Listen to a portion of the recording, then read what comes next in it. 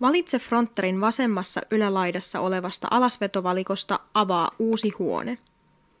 Ellei sivu siirry automaattisesti eteenpäin, klikkaa Mene.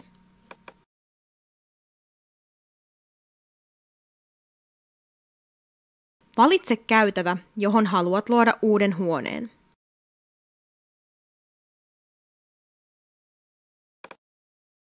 Varmista, että luot huoneen kohtaan, jonka perässä lukee käytävä.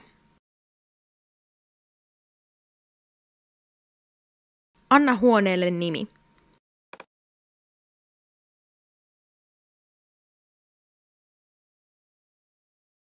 Halutessasi voit myös lisätä huoneelle kuvauksen, joka näkyy kurssialueella.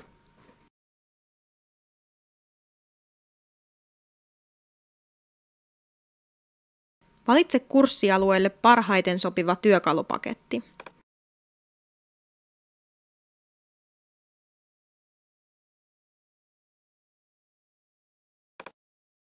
Voit myös halutessasi määrittää kurssille pikakuvakkeen napsauttamalla merkin kohtaan pikakuvake.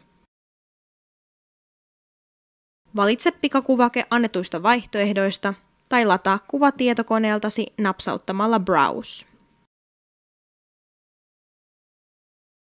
Tallenna lopuksi tekemäsi huone.